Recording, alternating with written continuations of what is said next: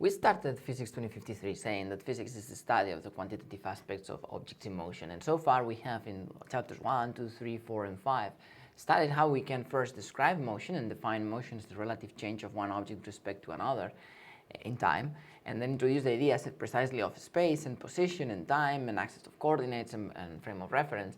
And then we also introduce the ratio of the change in position with respect to time that we call velocity, and the ratio of change of velocity with respect to time that we call acceleration. And with that we could play with mathematics together with the mean speed theorem or Merton theorem and say that can derive equations that tell us for a given time what's exactly the position, what's exactly the velocity, or what's exactly the time, which were our kinematic equations. That describes how motion happens, right? So that we see an object, for instance, a car sitting on standing on a red light traffic. When it turns green, it accelerates, and so knowing that acceleration, we can figure out the velocities in time and the positions and so forth. Then we analyze why that thing happens, because we observe that objects, although intuitively we say objects only move whenever we push them, in reality it turns out that the objects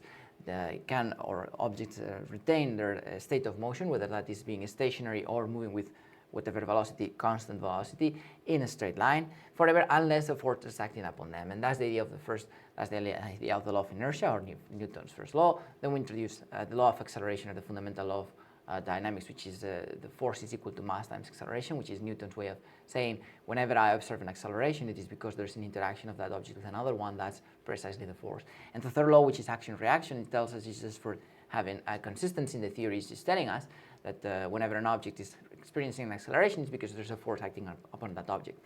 But that force has an equal but opposite direction force acting on the object that acts on it. So what A does to B, B does to A, as we say. Very good. And with that, we complete the description of why motion happens and how motion happens in a sense. And then we introduce a different approach of physics, which is based on conservation. And laws of conservation, again, is if I have an isolated system, or imagine a box or a room or something, I isolate, I put some objects in there and I make them move. If I wait for a long enough time, I'm going to have to find exactly the same amount of motion, whatever that is, right? And we define the amount of motion as linear momentum or rotational momentum, depending whether it's translational or rotational. But we have another alternative description of the amount of motion, the quantity of motion, that also accounts for things that sometimes momentum doesn't capture, which is the idea of energy. And with energy, we saw that there's energy because there is motion, but there's also energy when there is a stored energy because it's potential, because it can become kinetic, it can become actual, it can become motion, but it's still not there, right? And with that account and description, we completed the first block for Physics 2053. So now we have an entire description of the motion, but there's things that we are missing so far. Because although we can describe many instances like a car driving down the road, or there's a wreckage, or a train crashing with another one, or maybe a cannonball being shot, or a slingshot, or even a wheel turning, or you name it. We have seen many instances where we can describe the things that we've seen so far. But there's some things that are lacking in our theory. And one of those I want to suggest is, for instance, if you take the case of having two balls, and one is both have the same mass but different volume, and the same volume and the same mass, right? So volume and mass are the same, and then we just imagine the one is made of, for instance, of Play-Doh or clay or something like that, and the other one is, let's say, rubber. And I have them at a height, and I just let them go, right? So the initial velocity is 0, but these things are going to be moving down. What do I observe? What I observe is whenever they touch the ground, the clay one is going to just remain there, whereas the rubber one is going to bounce back and is going to go up. But from our description of the motion and the kinematic equations, we have described everything as depending on the mass, right? And although we are aware that the friction of the air is going to be there, when we disregard it, even the volume will be relevant, we're going to see that things are bouncing. So how do we explain this? There's nothing in our theory so far that is explaining why these things behave in a different way. Now, of course, if I ask you why is this the case, you're going to say why one ball with the same conditions bounces back where the other one just flattens and stays on the ground. You're going to be answering because they're made out of different material. And so that's obvious that different materials behave differently. But there's nothing so far in our theories that analyzes why different materials and how different materials behave differently. That's going to be the goal now of these following chapters. Now, the second thing to realize is that it's not just simply a matter of how different materials behave. Because if you're, for instance, on a winter or a cold environment, right, near a lake, for instance, you might see that there's water in the lake, obviously. Maybe there's a thin layer of ice on top, and let's imagine it's also cloudy, right? So let's imagine that I'm standing, there's a cloud, and here's the lake, and I'm just standing here, and I'm observing the beautiful thing, and here's the water that comes to the shore, but there's also some blocks of ice floating around, right? And I say, okay, what is this ice made out of? And you can say water, right? So we could say chemistry is H2O, right? Water. And what is the water here? That's H2O as well. And what about the cloud in here? Well, that turns out to be also H2O, right? It's vapor. So if I analyze this thing, I'm saying that, okay, ice is water, the cloud is water, the lake liquid, right? And it's also water. So I cannot just say same thing, simply things behave differently because they have a different material, but things also behave differently depending on the material and the state in which they are. And how can we understand this idea of the same material being in different or behaving in different manners? Boils down eventually to the microscopic structure of the material. And everything that we're going to be doing, and that's actually everything pretty much that you do in chemistry, is precisely analyze the structure of the materials and how materials interact with each other. So important thing, motion is going to depend on the material, but also motion is going to depend on the particular arrangement of the material. So we can make an analogy. Let's say that we can imagine, and of course this was not well known at the time, but if you remember, we introduced physics with the pre-Socratics, and they had these ideas of what is the arche, what is the ultimate or the fundamental composition of nature, right? With time, things are going to be developed. Aristotle is going to follow and build upon the Empedocles idea. There is 4 elements. And atomism, which is the idea there's atoms moving all over the place, is going to get on the background, but it's going to come back in the Renaissance, and particularly with the scientific revolution is going to become actually the trendy explanation. And from a historical point of view, what we can say is the classical physics is going to be basically presented as the motion of atoms. Everything in matter is composed out of atoms. Atoms combining with each other, forming molecules. If you wish molecules combine, it doesn't matter for the purpose of this class. What we're just saying is that those atoms, how they combine, how they are structured internally, is going to define what are the properties of the material.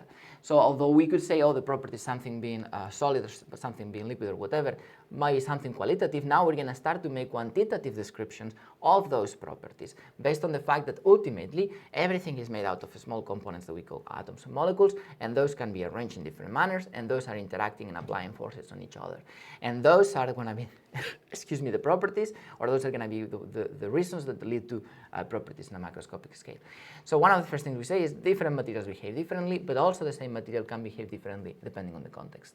Now let's see an example. Let's see more precisely that this arrangement is what we typically call the state of matter, and let's see more precisely how classically we distinguish between the 3 states of matter, and what 2 questions, if you wish, we answer when making observations about the nature, about the natural world.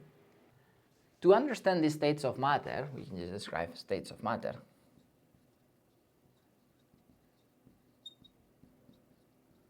We're going to make observations of how something behaves. In fact, we're going to take three scenarios. In the first one, we're going to take a rock, and we're going to just change containers, right? So we're going to say how it behaves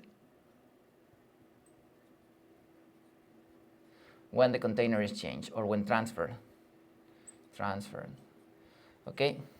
So how something behaves when transferred. And we're going to observe 2 particular things, or we're going to try to answer 2 questions. The first question is how does the shape behave, and the other one is going to be how does the volume behave. And volume, again, is just a measurement of how much space is occupied by the matter, and the shape is just particular arrangement of that matter spatially, right? The boundaries, if you wish. And let's analyze 3 cases. So let's make a table. I think that might be nice if we actually make a table. We can probably make a table like this. And let's analyze first the example of I have a rock in a so let's say there is for instance, a stone or something like that, or a rock that you have in a small box, right? So there's a box, and inside the box we're having a rock inside, right? And I'm going to transfer it from this box to a small tray that I have on the side, and I just transfer the rock in here. And I make 2 questions. After I transfer, well, this is the rock, so let's make it a bit more irregular, right? It's supposed to be the same rock. And then I'm asking, well, how does it change in terms of shape?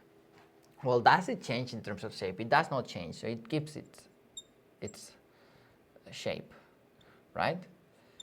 So the rock keeps its shape when I transfer it. And the other question is, so what about the volume? If I measure the volume of the rock before and after, anyways, if the shape doesn't change, obviously volume is not going to change either. So I can see that indeed the volume, it's the same, right? So we could say the same volume. So materials that do not change the shape and do not change their volume when transferred, we can call them solids. They're rigid, and in physics 2053, we're going to assume they are incompressible. Up to the point, anyways, this is always an idealization, and nothing in nature is perfectly like a solid as we describe it, or as a liquid or so. It's just functional ways of analyzing the scenarios, the situations.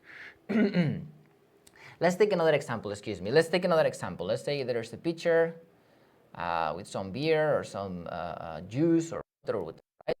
And I just take and I say I'm going to transfer it now to glass. And let's assume also this beaker is calibrated, right? So in the glass it's also calibrated, or this pitcher, and I just take the juice or whatever, right? And I just drop it in here. So when I transfer and I ask the questions again, first of all, does it change its shape? Well, obviously, yes, it does. It had the shape of the pitcher, but now, or the jar, now it has the shape of the glass. So it changes its shape, it adapts, right, to that shape.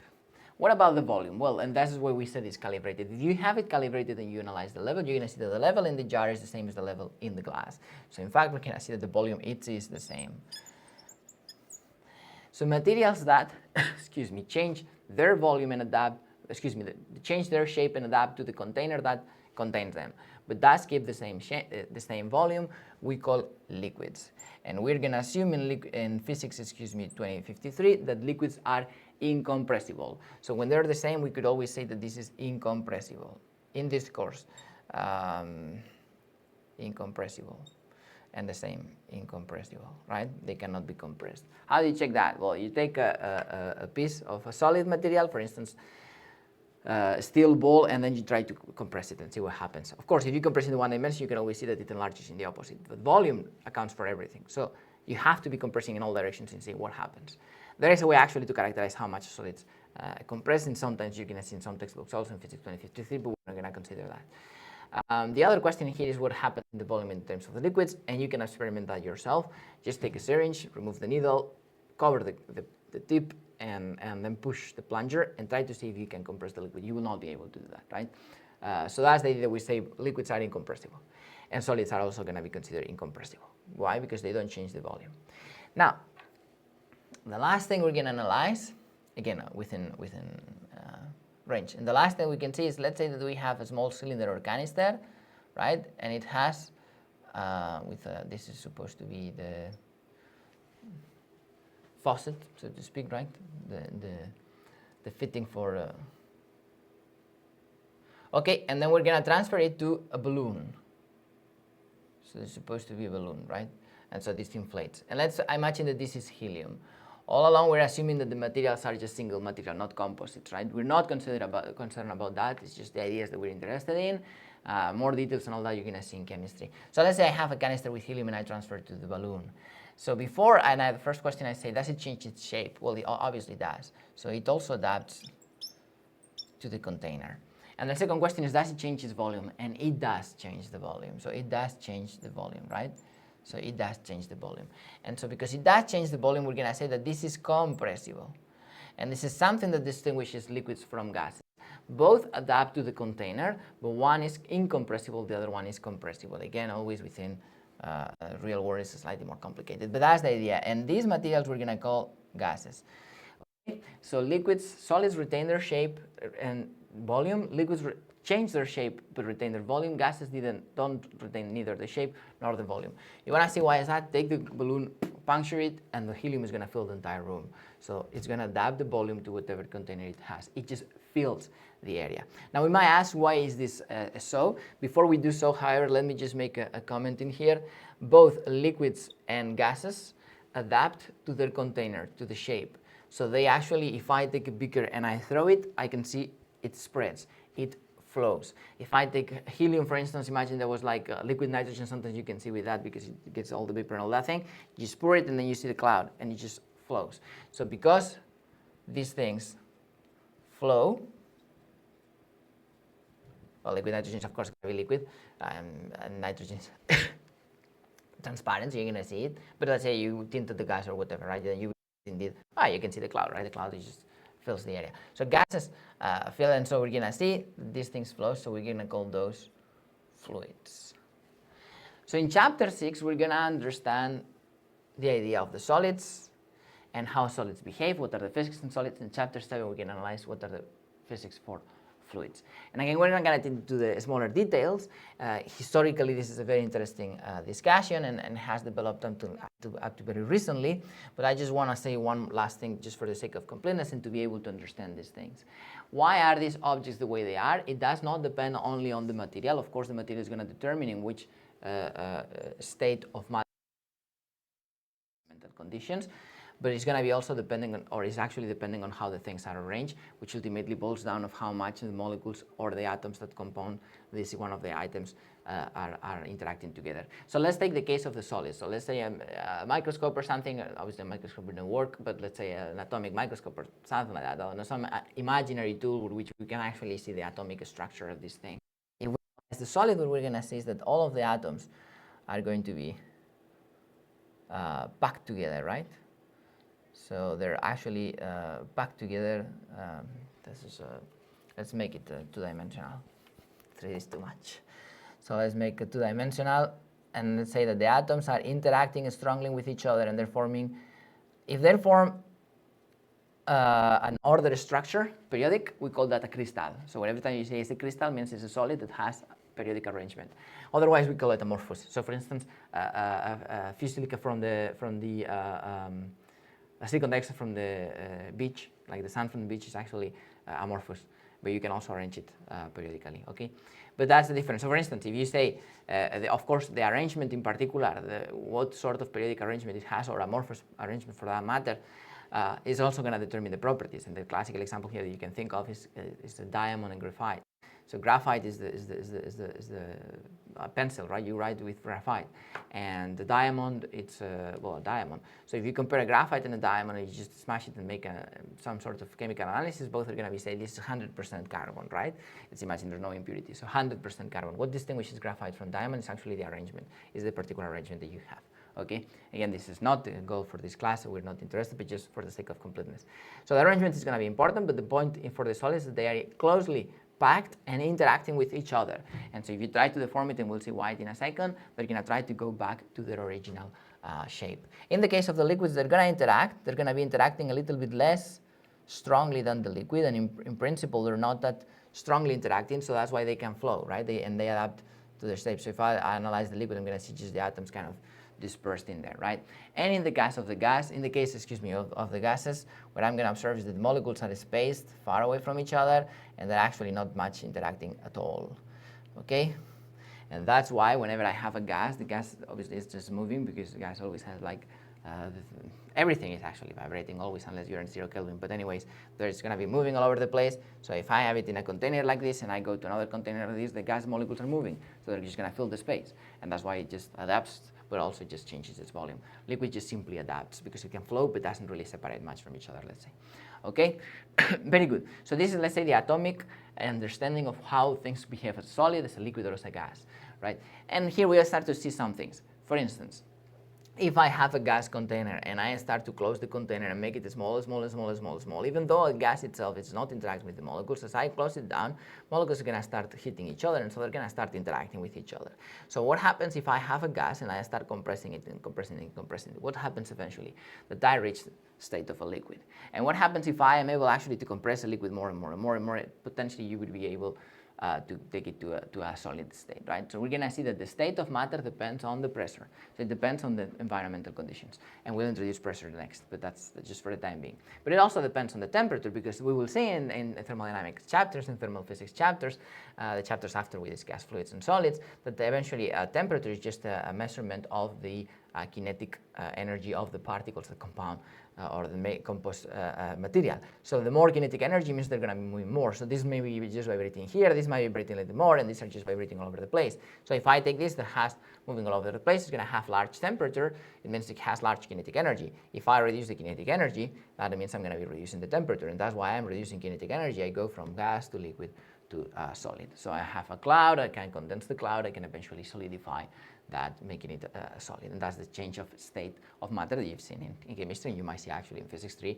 And another thing is that this interaction of the molecules is actually going to be studied in physics 2, because at the end of the day, everything is in magnetic attraction and repulsion between the different molecules, okay? So in chemistry and physics too, you will study this, but we want to introduce it to understand what we're going to discuss next.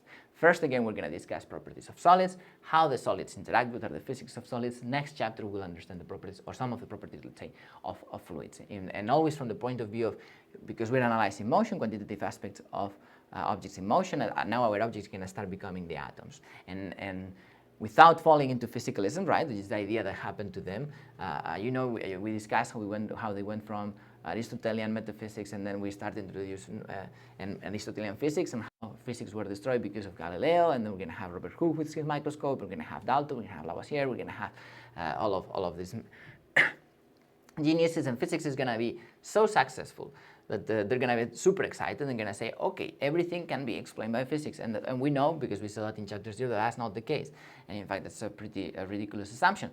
But more importantly, even physics itself demonstrated that this idea, which is the mechanistic, sometimes said, the mechanistic understanding of nature, that nature is like a machine with a clockwork, everything is working, so I push here and everything happens. At the end, I myself have said that, but within the context, of course, of classic physics, that doesn't really hold well when you go to the microscopic level. Then it's going to introduce quantum mechanics, right? And so this mechanistic idea that if I push this ball, I'm going to know from the beginning of time to the end of time, it doesn't really work that way.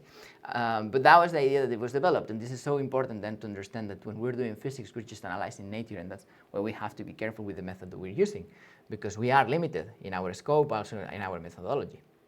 And so we we should refrain ourselves as Newton would say, no, hypothesis non fingo. So well, let's not make a hypothesis about the ultimate nature of things. We can make a material understanding of things, but that doesn't mean that things are necessarily exactly only that we say. And what happened at the time is everyone became a mechanistic, and the metaphysics developed like more atomism, right? Atomism became again trendy, and then there's some other things that happen which are not relevant for physics, but are very relevant for the rest of our culture, right? And some of those premises we still hold, the same way that we say, oh, this idea of Newton that space is absolute, we actually believe, and sometimes we feel like confused when we say, oh, there's no such a thing as absolute space, right?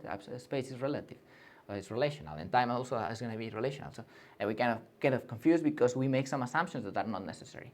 So let's focus just on the science and understand what the science says. And let's be careful of analyzing eventually what is the ultimate nature of things. It's not a matter of physics, it's actually a matter of metaphysics. But let's now analyze two concepts that are going to be very important to analyze the rest of the things. First one is going to be the concept of density, and then it's going to be the concept of pressure. The concept of density we can probably do in here. Density is just defined mathematically as how much matter I have over a volume.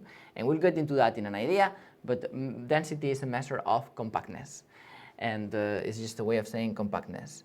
Because I can put more material or less material, which is matter, is the amount of material, in a given volume. And this is rho, which is the Greek letter, rho, right? And it's just the mass divided by volume. If I take a specific volume, and we can see it over here, which one contains more matter? So from here we're going to see a general rule, which is because it's compactness, solids are more compact than liquids, therefore density of solids is higher. Gases are less compact than liquids, density of gases are going to be lower. So in fact, we can see the density of solids is larger than liquids, density of liquids is larger than gases. Again, this is not always the case. There's always sometimes liquids that have higher density than solids, and different always exceptions. But as a general rule, because we're measuring the compactness, things that are compact, that are typically solids, they have higher density than liquids, they're higher density than gas. And if you remember this for the rest of the course, you're going to see how it is relevant, because whenever an equation depends on density, for instance, we're going to be able to immediately know how a solid will behave, a liquid or a gas, and compare them without actually needing to make these numbers, or at least have a first approximation to that phenomenon. It's going to be important also for solids. So when we say, oh, how the waves, we'll see at the end of the course, how waves travel faster in a solid, in a liquid, or in a gas. Now we're going to have here the answer, but we'll go at the right time.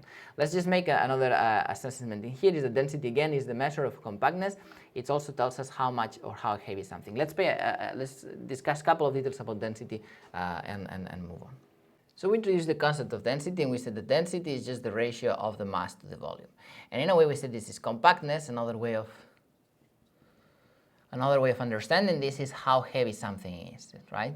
So how heavy is. And the idea here is, let's say we're taking, we are in charge of, for instance, building a trailer for our car, and then we are offered two types of material. One has one is wood, and the other one is, for instance, iron, right? Then we say, which one should I use for my car? Of course, you're going to be using for your trailer whichever one has strong enough actually not to break, right? You wouldn't use paper, for instance, right? That's a general rule. But maybe you have a special type of corrugation, all those things that they do with cardboard, right? But that's structural, not material. We're not interested in that. Let's say pure materials, right? And let's say, should I use iron or should I use, let's say, wood, right? And then if both materials offer you enough strength to hold whatever loads you're going to put in your trailer, then the question becomes which one is heavier, because I want to have something light. If the whole purpose of a trailer is actually to help you move stuff, if you put more weight because of the container, then kind of that's self-defeating, right? And so of course you will answer wood instead of iron if, again, has the same type of material, it has the same strength, right? And that idea is how heavy something is. And then we can see it, for instance, let's say that you have an I-beam, right? The ones, for instance, they're used in construction. So let's say that goes like that, right? That's an I-beam thing, okay? So, and I'm asking, okay, what's heavier, that steel beam or iron, or let's say a chest pound, for instance. Let's make a chest pound thing. That's supposed to be a chest pound, right? And this is made out of wood, right, like a pound. Okay, so which one is heavier? Well, we would say the steel. This is a huge thing that we have in the buildings. If you ever go through a construction site, it's huge. Those are all over there, and the pound is just like a small thing in here. So obviously, steel is going to be heavier. Now let's do the same comparison where the pound is going to be compared. Instead of a beam of steel, let's compare it with actually like a pin, like the ones you use for a board or something like that, or a needle if you wish, right? And we're asking, okay, which one now is heavier? And then you're going to say, obviously, the wood one. The needle is going to be a small one, and the wood piece, it's a nice set, so it's a little bit larger. And so I'm saying that this one is larger than this one. I say this is heavier, this one is larger than this one, now this is heavier, right? And then it seems like there's some reason about the volume. But if I take two objects now, and I make two blocks, and both are the same volume, that means both have the same size, and this is made out of steel, and this is made out of wood, which one is heavier? And that's the idea also that density is answering. How much material are you compacting into a given volume? And that's the definition of density. So this is the idea of a density. We are comparing things, but we're not just comparing them in terms of matter or volume, we're just comparing the ratio of both. And why is density much more important? Density sometimes is called as an intensive quantity, right? It doesn't, why? Because it doesn't depend on the volume. So let's say I have a small chunk of steel, and I have a huge chunk of steel. And I ask you, okay, which one is heavier? Obviously this one, right? This is the material. But the question is density-wise. What's the density of this one? That's going to be the density of steel. If I calculate the mass of this, let's say 1, and divide by the volume, I'm going to find a value which is density of steel. If I take this object, let's say that has a mass 2, and it has a volume 2, and I make the ratio, I'm going to find a number. And that number is going to be exactly the same number as this one. Why? Because density does not change with size. Density is a measure of compactness of the material. And the compactness of the material, it's actually depending on the interatomic intermolecular forces of the material. It goes back to the microscopic level. And we saw this is solid, it has the same structure. If I put more of those together, I could build this by putting all of this together. But they come with the same ratio. Therefore, necessarily, it's going to have the same density. So I always say why density is important, because sometimes we're not going to be able to measure the mass or the volume, but we want to characterize the material. How we do so? Well, you use density. That's going to be very important when we treat with fluids, because with fluids it's very difficult to say, hey, put 5 grams of a fluid. Okay, how much are 5 grams, right? In the case of liquids, it's fine, but with the gases it becomes very complicated. How are you going to go to the scale and measure 5 grams? Whereas you can define all your equations then in terms of density, and then things become much very easier. But this is again the idea of density. Density is a measure of compactness. So to speak, we could say, let's put in the like that, right? It's a way of speaking. Of course, heavy, it's which one has the heavier mass, right? It's going to produce the heavier object because it has more weight. But this is the idea here. If we introduce density, we have something which is relational, and it's proper of the material itself. So it doesn't depend on the particular size. It's always going to be the same. It only depends on the material. This is the first concept, which of course the concept of density. Now we can go and analyze the second concept we want to introduce, which is the concept of pressure. Before we analyze the concept of pressure, just let me say something I forgot to mention before. Sometimes we take a solid, like a clay or something, we actually can compress it, and we compress it and say, yeah, I'm changing the volume, right? Well, that happens because oftentimes when you're actually compressing it, you're not just compressing pure material, you're compressing a mixture of material and some gas. So imagine like a sponge or something like that. It's solid, but it has a lot of gas inside. or a pillow, right, for that matter. And so when you compress it, then the feathers or the sponge or the fabric or whatever it is, right, that's going to be compressed, and eventually you reach a limit because all the gas is extracted. So when you're actually compressing that solid, you're not actually compressing the solid phase, you're actually extracting the gas out of the area, right? So that's something to bear in mind in case you're ever considering, hey, this is solid, I can compress it. Well, that's because actually it's not just pure solid, it's solid plastic gas. Once you get rid of the gas, that volume is, or we can assume it's incompressible anyways. Okay, now let's go to the question of pressure. And for this, it's interesting to make the following experiment. Let's say I have my finger and I put my finger, I rest my finger on top of a pin, for instance, okay? Or a nail or whatever you want to say. And I'm asking, will it pierce, right? Will it pierce through the skin? So to answer that, let's say that the skin, of course, we can model that or imagine that the skin is some sort of like a string or something. And I say, okay, it's something flexible. And as you remember, of course, we said that the elastic materials have elastic regime, have the plastic regime, and have the inelastic. And if you go to the inelastic, if I take a spring and go like crazy, the spring breaks. So that's going to happen with the skin. The skin is going to be elastic, but at some point, if you go too crazy, skin breaks, and then you have a cut, right? And you have a wound. So that's the question we're asking: is this going to be enough to make a wound or not, right? It's going to pierce through the skin. And let's assume for that, for the sake of the experiment, that the skin maximum tension can experience, for the skin, the maximum before it breaks, it's, let's say, I don't know, I'm going to make it up, 10 newtons, okay? Very good. And so I put now my hand in there and I'm saying, will it pierce? How do I know that? Well, I need to make a balance of forces, because if it pierces, then the nail is going to go inside, right? It doesn't go inside, it's in equilibrium. So then I can make a free body diagram analysis of my finger. And what I observe is that my finger has a weight force, which is the weight of the hand or the finger, but opposite to that one, I have a normal force. And that normal force is the reaction force of the nail. Finger pushes the nail pushes the finger, the nail pushes the finger. So this is due to the nail, right? That's the reaction force. Action, pushing, reaction, pushing. Okay? What the finger does to the nail does to the finger. Again, action, reaction. And so I have this free body diagram. I can analyze the balance of forces, and I can say what's the sum of all the forces. That's going to be the normal force minus the weight force. And that's going to be mass times acceleration in the y dimension, because this is just, I'm analyzing only the vertical, and I'm going to analyze only vertical motion. But how much is the vertical motion? If I'm in equilibrium, we will define this explicitly later. If I'm in equilibrium, I say I don't push. If I don't push, if I'm not moving vertically, I'm not changing my position, I'm not changing my velocity, I'm not have zero acceleration, and so that means that the normal force is going to be equal to the weight. And now the question is, will it pierce? Well, if the weight, let's say, of the hand is 20 newtons,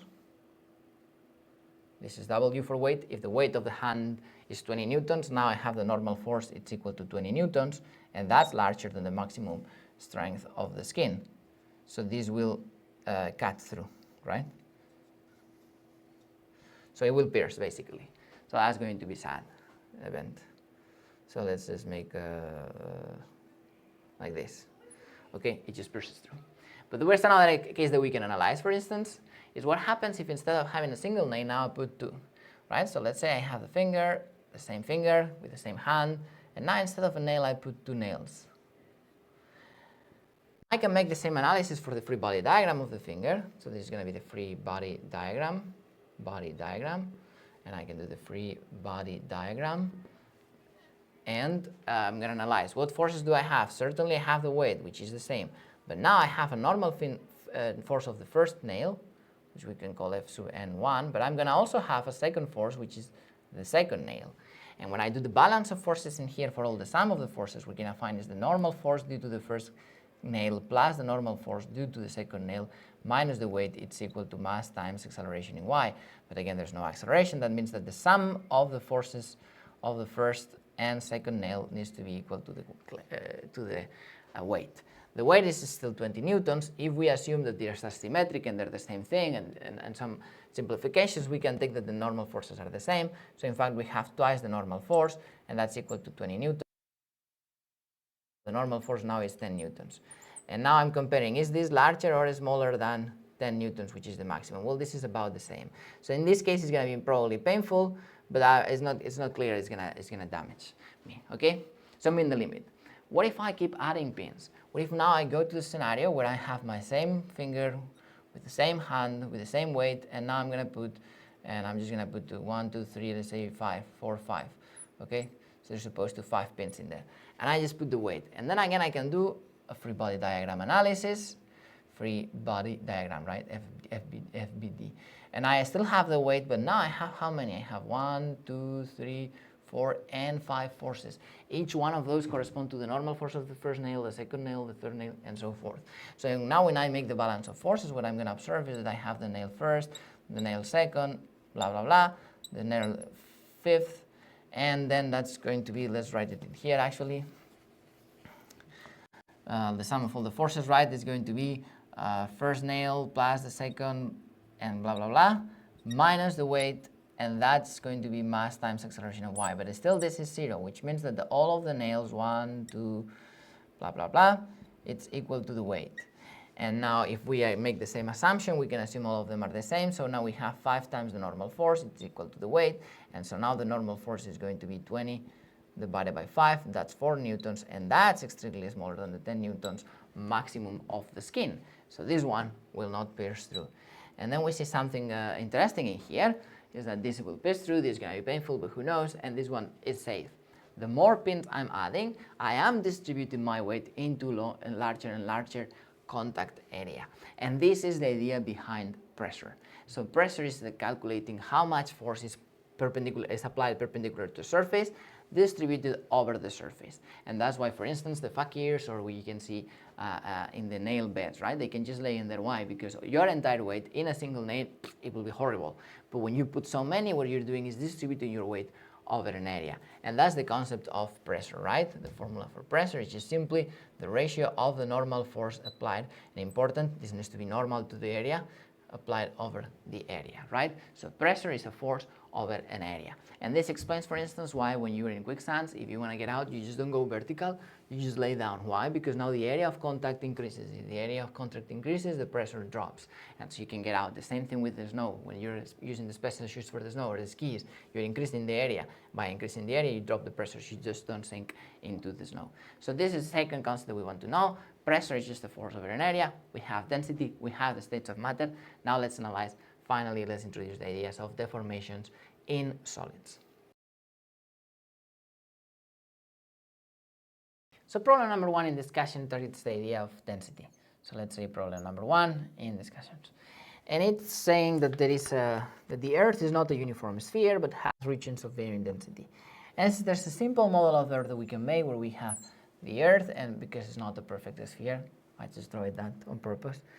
Then there's another one, and there's a inner, outer, and mantle, right? So we have the mantle, the outer core, and the inner core, okay? And the Earth is can be modeled as these 3 layers. We want to calculate what is the average density once that we know that there's a table provided, of course, with the regions, dimensions, and the densities. And the question anyways is we want to predict the average density of the entire Earth based on this model, right? So first thing that we can see over here is, how do we define density? Density is the mass divided by the volume, okay? So if we use this, there's no other definition of density, we need to find what is the mass of the Earth. Well, the mass of the Earth is going to be the mass of the inner core plus the mass of the outer core plus the mass of the mantle. The total mass of this plus this makes the total mass of the Earth. And the volume is going to be the volume of the inner core plus the volume of the outer core plus the volume of the mantle. So we need to find out what are the masses and the volumes of this one. Because we know the density of Earth, right? This is Earth, and this is volume of Earth. Okay. There is a table that they provided. They said inner goes from 0 to 1,200 kilometers with a density of 13,000 kilograms per cubic meter. The outer core goes from 1,220 kilometers to 3,480,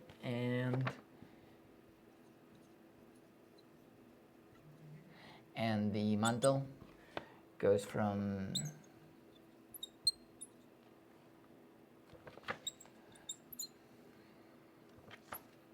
3,400 kilograms per cubic meter.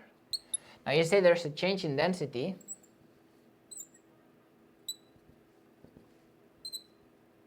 This is for inner, outer, and mantle.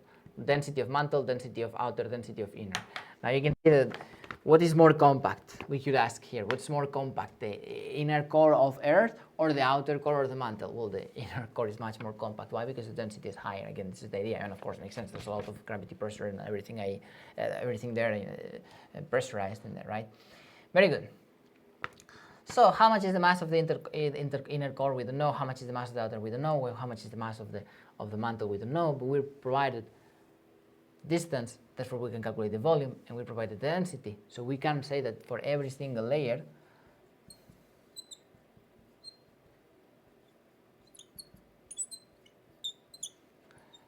the mass of the inner is going to be the density of that layer times the volume of that layer.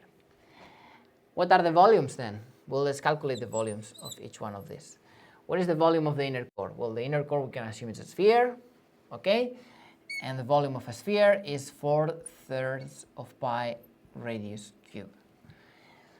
What is the volume of the outer layer? And then we say, oh, the volume of the outer layer is 4/3 of pi radius cube of the outer layer. But here's the problem.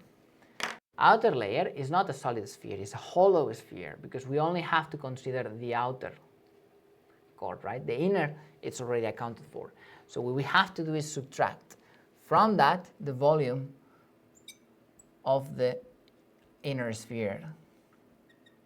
Or we can rewrite this as the 4/3 pi radius cube of the inner.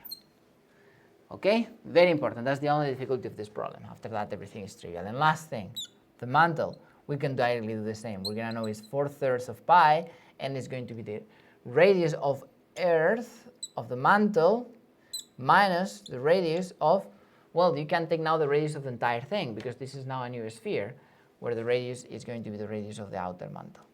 And so with that, we have the volumes of the inner, outer, and mass.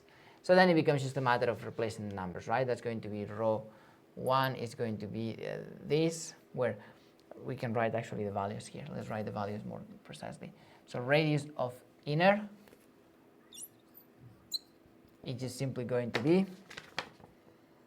1,220 kilometers. The radius of the outer mantle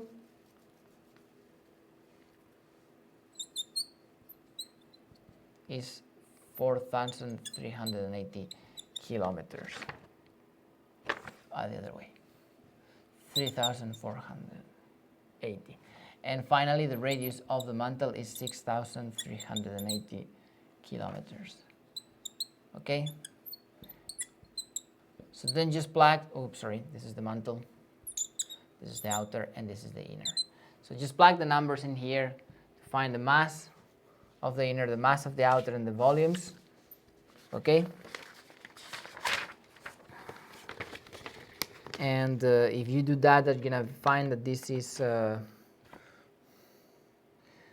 about 12,020 cube, which is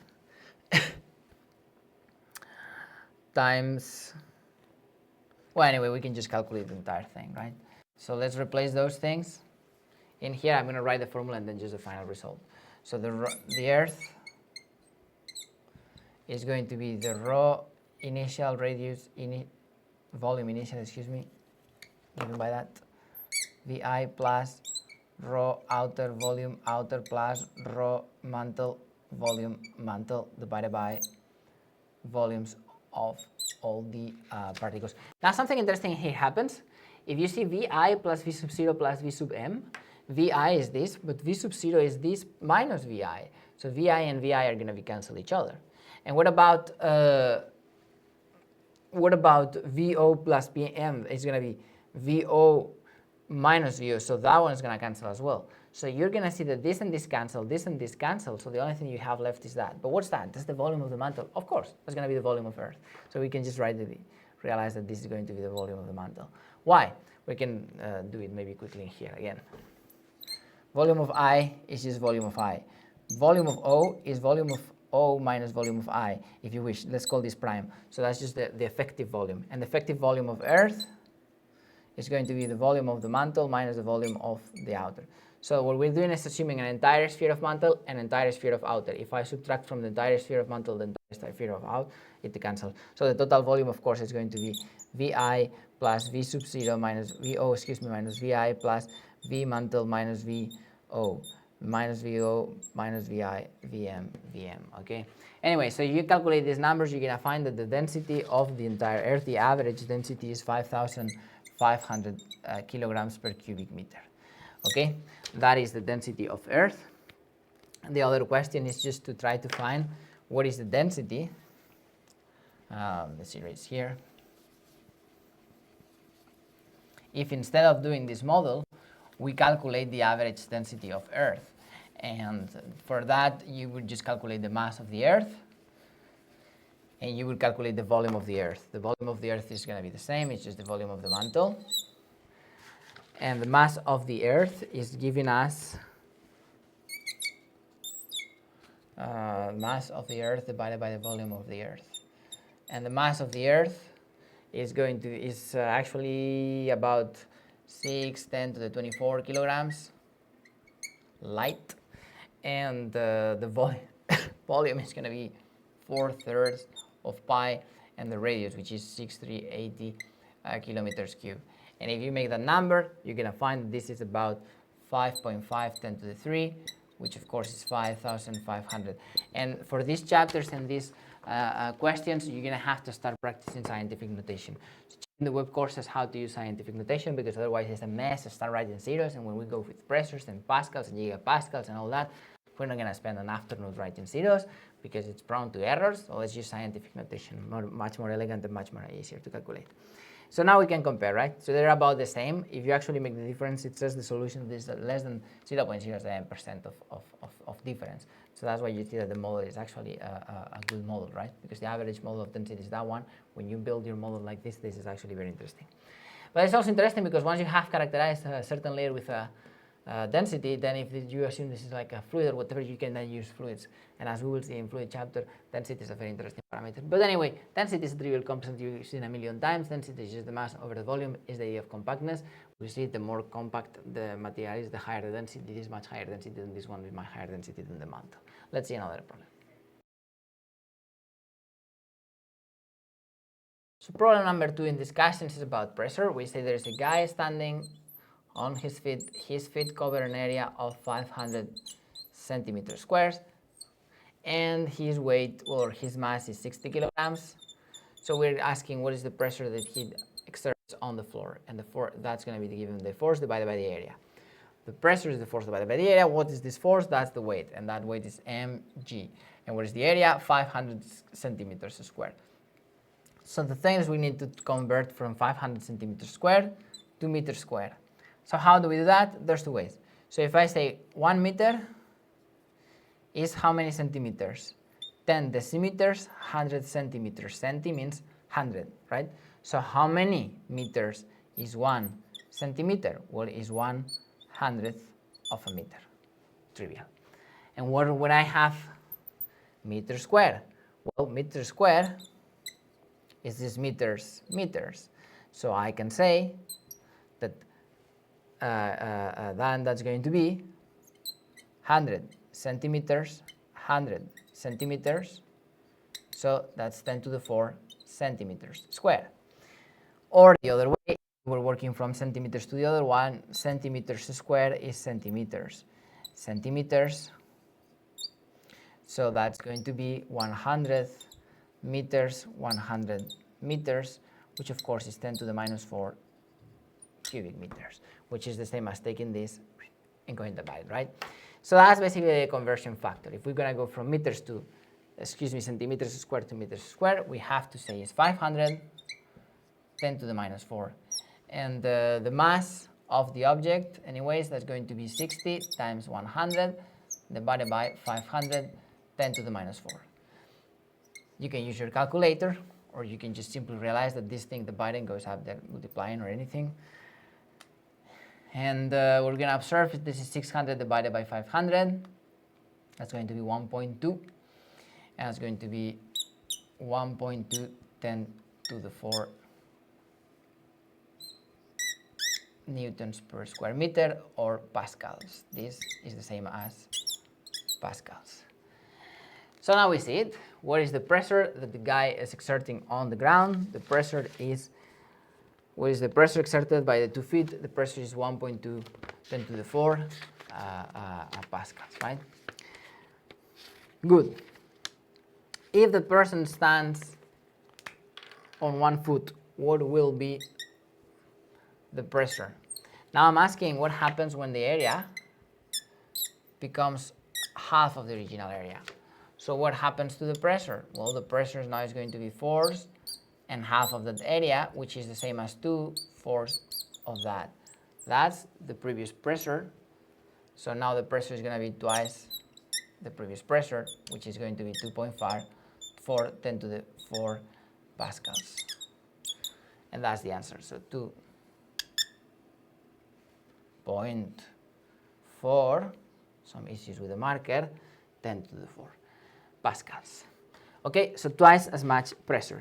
That's why we were saying in the introduction, when you are when you're in the snow, or when you are in quicksand or something, you're trying to increase your area, because if you increase your area, you reduce the pressure. In this case, it's all the opposite. Let's say you're in a 1 feet, you go faster down. You actually put 2, you have less force, right? And in there. But anyway, the idea of pressure, force divided by area. Force always perpendicular. If it's not perpendicular, decompose.